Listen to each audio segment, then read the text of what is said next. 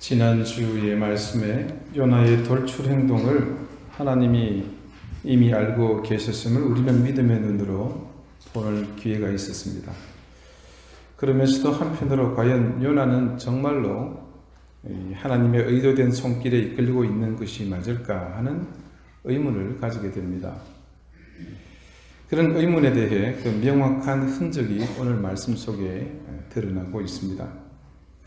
지금 요나가 탄 배가 태풍에 요동치면서 배 위에 있는 선원들과 승선한 모든 사람들이 큰 두려움에 떨고 있노라 말씀은 증거합니다.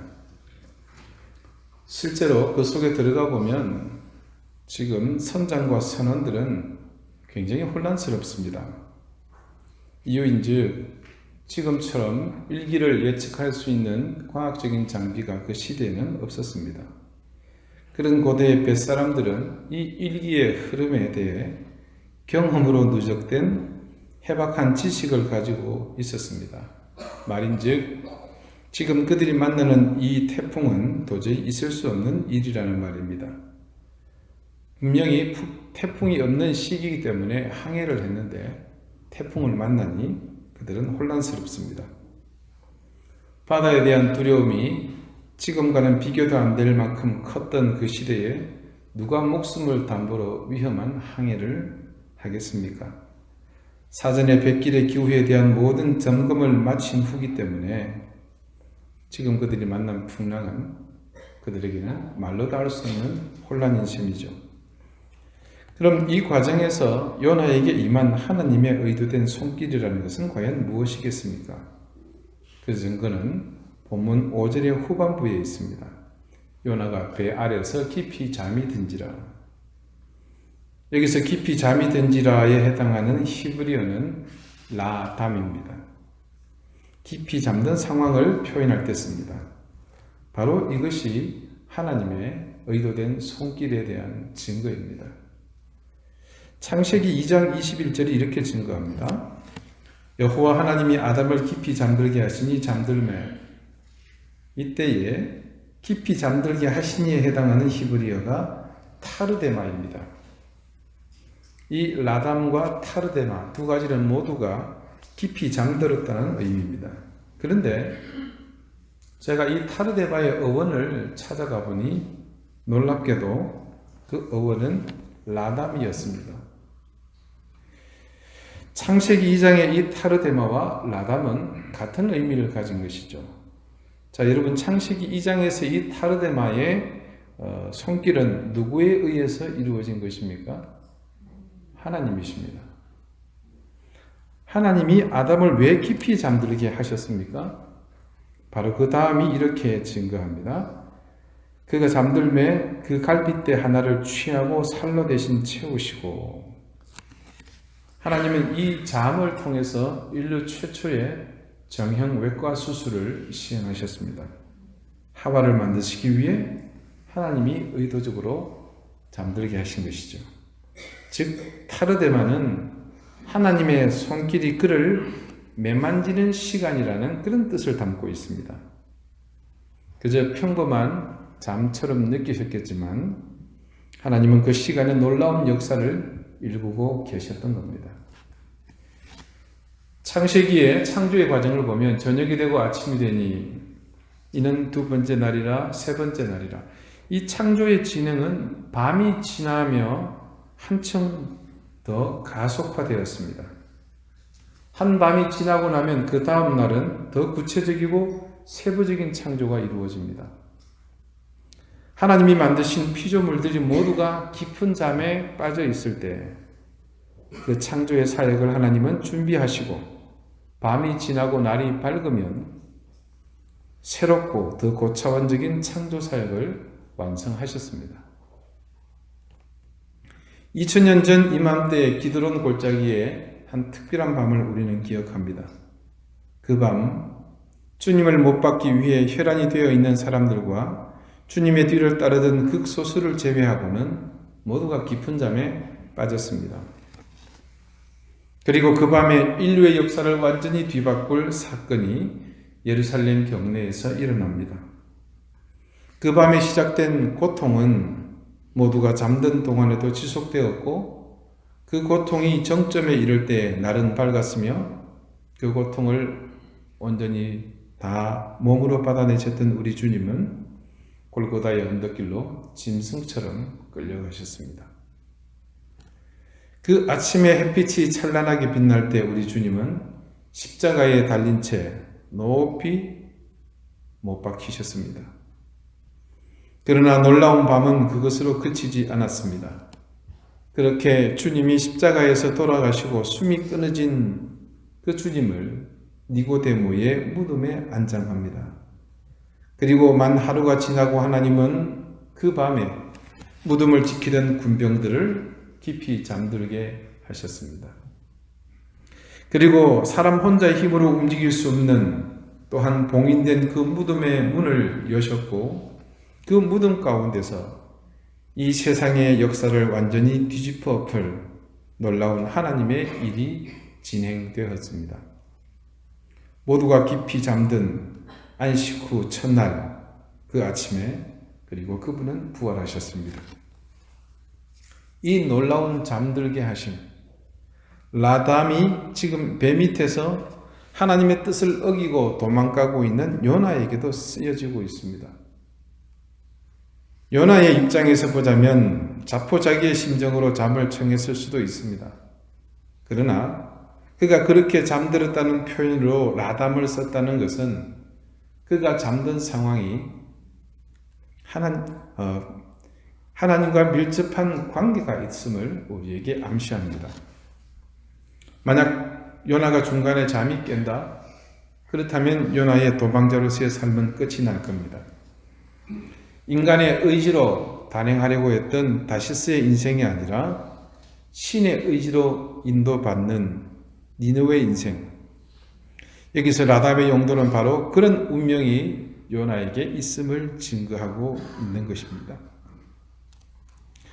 요나는 자신의 목적지인 다시스를 꿈꾸며 지중해 한가운데서 잠들었지만 하나님은 그가 잠든 사이에 큰 일을 행하실 때 이전처럼 그렇게 하셨던 것처럼 그분의 일을 계획하고 계셨습니다.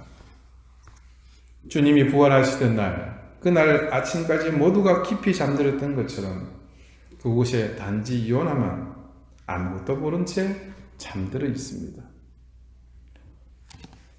오늘 본문 말씀은 이제 막 항해가 시작된 이후로 이 사건의 무대가 옮겨집니다. 그 무대는 지중해의 망망대해 한가운데입니다. 그렇게 옮겨진 무대, 이 지중해에서 일어난 일에는 전혀 다른 차원의 상황이 그를 기다리고 있습니다.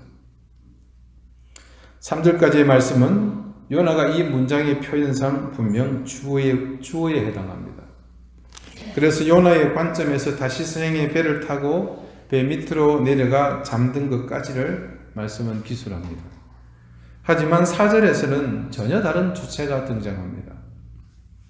그 주체는 바로 하나님이십니다. 이를테면 선지자라는 직업을 가진 요나가 그의 상사인 하나님으로부터 얼토당토하는 지시를 받았습니다. 그때 요나가 어떻게 행동을 합니까? 이건 한마디로 나 이거 하기 싫습니다. 사표를 던지고 내 갈 길로 가는 것과 같습니다. 그런데 무대가 바뀌자마자 그렇게 요나가 얼굴을 피하려고 등을 돌렸던 하나님이 주체가 되어서 말씀의 문장을 이끌고 갑니다. 말씀이 있는 그대로 증거합니다. 여호와께서 이분이 주어입니다. 뭘 하십니까? 큰 바람을 바다에 내리시네. 지금 누가 바다를 건드립니까? 바다의 신 포세이돈입니까? 아닙니다.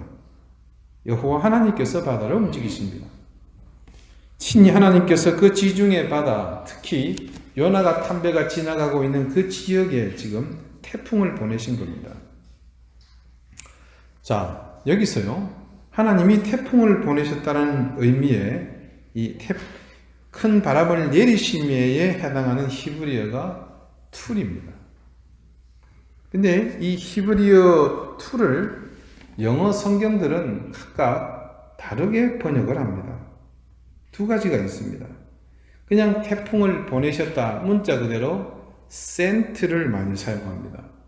그런데 상당수의 권위 있는 영어 번역본은 sent 대신에 HURL, her를 사용합니다.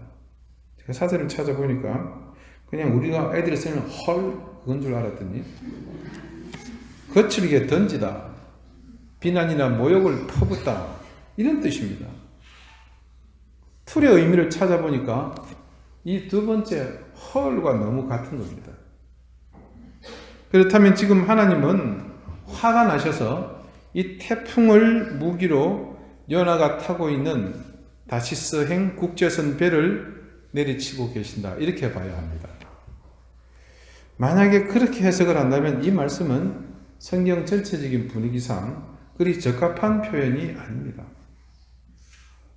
하나님이 마치 창을 던지듯이 태풍을 보내신 것은 누구에게? 다름 아닌 배입니다. 이 사절의 두 번째 문장의 주어인 배가 어떻게 되어가고 있습니까? 거의 깨어지게 된지라. 마치 배가 사람처럼 파도 때문에 자신이 어떻게 될 것 같은 그런 모양새입니다. 그러니 하나님이 내리치듯 보내신 태풍이 직접 영향을 미치는 곳은 어디다? 배다, 이렇게 볼 수 있습니다. 그래서 킹 제임스 번역본을 필두로 해서 몇 개의 영어 번역을 읽다 보면 이 바다 위의 배는 광풍으로 위협을 느껴 혹은 위협을 받아 부서질 듯이 이렇게 묘사되어 있습니다. 그런데 더 놀라운 것이 이 원문에 숨겨져 있습니다. 조금 전 말씀드린 것처럼 하나님이 배를 향해서 뭔가 하시려는 의도가 한 가지 동사에 그대로 반영이 되어 있습니다. 오늘 본문 4절 후반부에 깨어지게 된지라. 그냥 깨어지다라는 한 단어가 아니라 그 뒤에 또 다른 동사를 붙입니다. 그게 뭐냐면 하샤브입니다. 우리 교도께서는 제가 몇 번씩 하샤브라는 말을 드린 기억을 하실 겁니다. 창세기 5장 20절의 말씀입니다.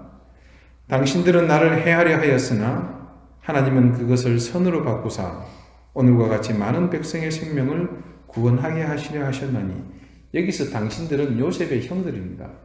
나는 요셉입니다. 이 말씀의 배경은 이렇습니다. 흉년으로 죽게 된 야곱의 가족들이 기적적으로 요셉을 만나서 구원을 얻게 되죠. 그래서 애굽에 와서 함께 살게 됩니다. 요셉은 그곳에 막강한 권력을 가진 총리였습니다.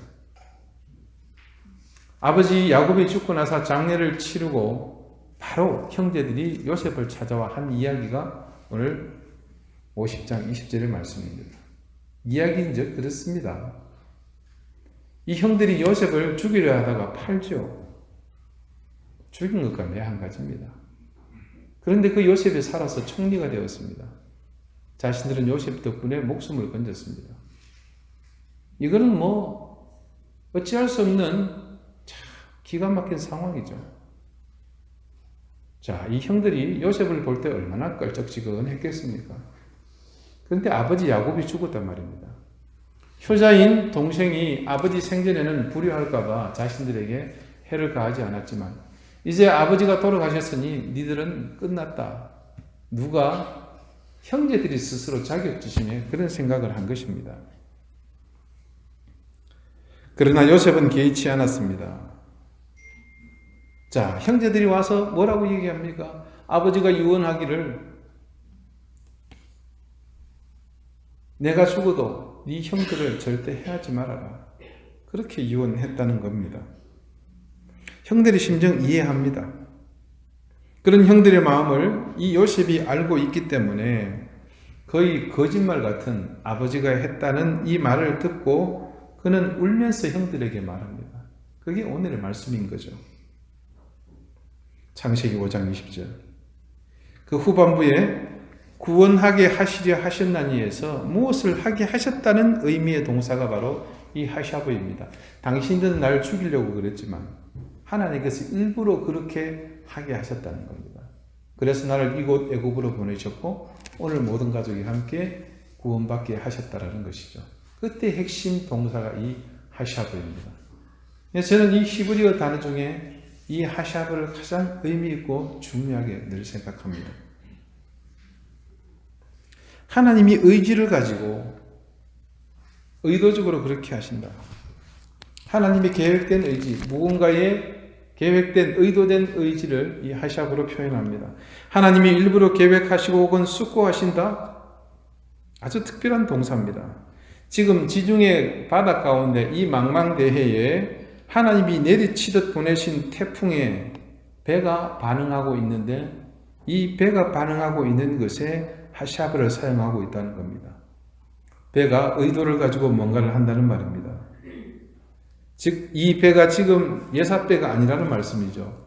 마치 사람처럼 의인화되어 있어서 스스로가 깨어지기를 계획하다. 즉, 하샤브라는 동사를 사용하니 그런 의미로 해석되어집니다. 하나님이 태풍을 내리치듯이 내려보내니까 그 태풍에 항해하고 있던 배가 하나님의 공격을 받고 스스로 깨어질까? 깨어져야 하나? 이렇게 숙고하고 있는 중입니다. 이 말씀에 하샤브가 사용된 특별한 의미를 고려해서 문맥을 새롭게 번역하면 이렇게 말할 수 있습니다. 여호와 하나님께서 큰 바람을 바다 위에 창처럼 꽂으심에 바다 가운데 큰 폭풍이 일어나더라. 이에 배는 여호와 하나님의 주권을 인정하고 그분 앞에 스스로 부서지기를 숙고하더라. 이게 무슨 말도 안 되는 소리인가 싶겠지만 이스라엘 사람들은 만물이 하나님의 창조 아래 있음을 알기에 이런 배뿐만 아니라 바위나 돌들도 충분히 사람처럼 하나님께 순종하는 그런 표현들에 아주 익숙합니다. 요나가 탄 그 배가 지금 하나님이 물결을 잠잠하게 하시지 않으면 절대로 다시스로 갈 수 없다는 것을 스스로 깨닫고 천지 만물을 다스리시고 지금 이 풍랑을 보내신 그 하나님께 차라리 깨어지기를 그 배가 지금 계획하고 있다는 말입니다. 이 배의 믿음이 하나님의 말씀을 받고 전하고 있는 이 선지자보다도 훨씬 나은 것 같습니다. 풍랑 가운데 처한 이 배는 큰 혼란이 일었습니다. 먼저는 기후의 조짐으로 보아서 지금은 풍랑이 일어날 때가 아니었습니다. 만약에 그랬다면 이 배의 선장과 선원들, 이 사람들은 분명 베니게 사람들입니다. 그러니까 페니키아라고 여론하시죠. 그 시대의 지중해를 주름잡던 그런 해양 민족입니다. 그 상선의 선장이 그리고 수십 년간 항해를 생계로 삼은 이 선원들이 출항하지 않았을 겁니다. 말씀을 보고 있노라면 이 선원들이 당황해하면서 그 순간 슬기롭게 노련하게 대처하지 못하는 느낌이 그대로 전달됩니다. 그렇게 아무튼 위험 속에서 필사적으로 풍랑에 맞습니다. 그리고 그 일환으로 무슨 일을 합니까? 배를 가볍게 하기 위해서 배 위의 물건들을 바다에 버리기 시작합니다. 이때 바다에 버리는 행위를 뜻하는 히브리어 칼날도 참 재미있는 표현입니다. 이 칼날은요, 그냥 버리다는 의미도 있지만 그 이면에 또 다른 뜻이 있는데 그것은 가치를 떨어뜨리다, 점점 덜 중요하게 되다라는 의미가 함께 있습니다. 그 당시에 다시스로 가는 이 배는 크기도 크지만 지중해를 누볐던 그 베니게 해양 민족들의 상선이었습니다. 그래서 그 배에는 무엇이 실려 있겠습니까? 팔레스타인 지역에서 나는 신기한 물건들이 가득 실려 있었습니다. 그런 면에서 이 다시스행의 배는 해적들에게 아주 훌륭한 먹잇감입니다. 아주 값비싼 값어치가 있는 그런 배입니다. 하지만 선원들이 대작하는 파도를 보면서 자신들이 살기 위해 어떤 일을 합니까? 그 배에 담겨져 있는 그 진귀한 물건들을 바다에다 던집니다. 이 배의 가치가 어떻게 됩니까? 칼날의 의미처럼 그렇게 추락하고 있습니다. 가치가 점점 하락합니다. 그러면서 점점 초라해집니다. 이 선원들이 처음에는 익숙한 매뉴얼대로 바람에 맞서고 높은 파도에 대비해서 대처하지만 점점 깨닫습니다. 이 바람은 그리고 그로 인한 이 파도는 내 일생을 두고 처음으로 맞닥뜨리는 규모다. 이건 이전에 그렇게 구사일생으로 살아났던 거셌던 그때와는 비교도 안 된다. 선원들은 직감하게 되죠. 그래서 그들은 어떤 일을 하게 됩니까? 자신의 가족들이 섬기고 자신의 민족들이 섬기고 마을이 섬기고 항해를 통해서 만나게 되었던 익숙한 모든 신의 이름을 부르기 시작합니다. 하나님, 부처님, 예수님, 공자님 뭐 다 부르는 거죠. 이 행위는 마치 우상 숭배의 폐해를 보는 것 같지만 그러나 그 이면은 이들이 그 배의 가치를 포기하는 것과 자신들의 항해수를 믿고 교만했던 모든 것을 버리고 신 앞에, 절대자 앞에 겸손히 엎드리는 모습을 볼 수 있습니다. 하나님께서 지금 의도하시는 바는 바로 이것이었죠. 하나님은 지금 그렇게 지중해 바다 한가운데 요란한 큰 판을 버리시고 있습니다. 이 판은 당연히 배 밑에 잠들어 있는 불순종하고 있는 요나를 위한 것입니다. 여러분 혹시 자신이 지금 요나와 같이 깊은 잠에 빠져 있다고 생각하고 계신 분은 없으십니까? 혹은 내 힘으로 할 수 없어서 자포자기하고 그냥 체념한 채 잠에 내 자신을 내버려 두고 있는 분이 있으십니까? 여기도 몇 분 계신 것 같네요. 실제로. 지금 내가 할 수 있는 것이 아무것도 없기에 하나님은 나를 깊은 잠에 빠지게 하신 것은 아닐까요? 어쩌면 하나님은 여러분을 사랑하시는 마음으로 나에게 깊은 잠을 주시는 것은 아닐까요? 하지만 우리가 잠들므로 우리 자신에게 어떤 변화가 일어날 것이라는 기대는 하지 마십시오. 단지 하나님은 이 시간을 통해서 자신의 일을 하시기를 원하십니다. 배가 하나님이 보내신 풍랑으로 깨어질 것 같고 그래서 침몰할 것 같습니다. 그런데 요나는 배 밑에서 잠들어 있습니다. 정작 침몰되거나 깨어져야 할 대상은 요나인데도 말입니다. 요나가 그런 사실을 깨닫지 못하든지 상관없이 하나님께서 계획하신 일을 진행하고 계심을 우리는 보고 있습니다. 당연히 때가 되면 하나님은 요나를 깨우실 것이고 요나는 자신이 기대했던 다시스에 도착한 것이 아니라 폭풍이 몰아치고 있는 지중해 한가운데 자신이 놓여 있음을 알게 되겠지요.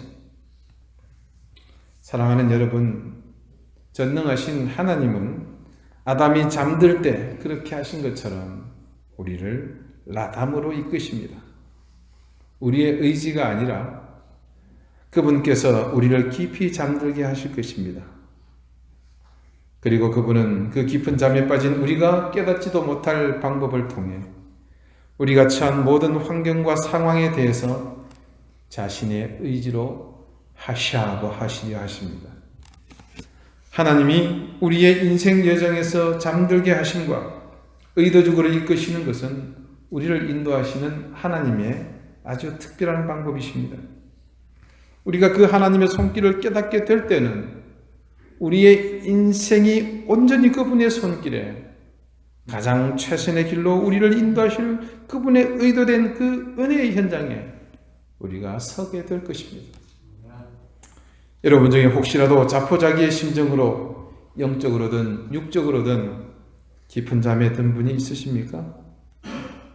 내일에 대한 희망조차 생각하지 못하고 그저 언젠가 내 인생의 배가 다시스에 도착하기만 하면 모든 문제가 다 해결될 것이라는 막연한 기대감으로 잠들어 계신 분이 있으십니까? 그렇다면 그 잠이 여러분의 라담이 되시기 바랍니다. 그래서 여러분의 지금 인생길을 하나님의 은혜의 손길로 만져주시는 그 하샤브의 시간 되시기를 바랍니다. 기도드리시겠습니다. 오늘도 우리를 라담하게 하시고 우리 가운데 하샤브 하시는 하나님, 우리가 부족하고 완전하지 못하기에 우리는 늘 하나님의 복주심이 필요하고 그 복주심을 통해 우리를 온전케 하심을 믿습니다. 지금 겪고 있는 환난과 고통 속에서 우리를 잠들게 하시며 그리고 그 시간을 통해 우리를 만지시며 새롭게 인도하실 것을 저희는 믿습니다. 하나님의 의도된 계획과 섭리를 우리를 매 순간 깨닫지 못합니다. 하나님의 뜻 앞에 우리의 생각이 부족하고 미련함을 깨달을 때마다 그래서 우리를 이끄시는 하나님의 권능의 손길을 기억하며 겸손히 겸허하게 그 말씀에 순종하는 저희가 되게 하여 주시옵소서. 예수 그리스도 이름으로 기도드리옵나이다. 아멘.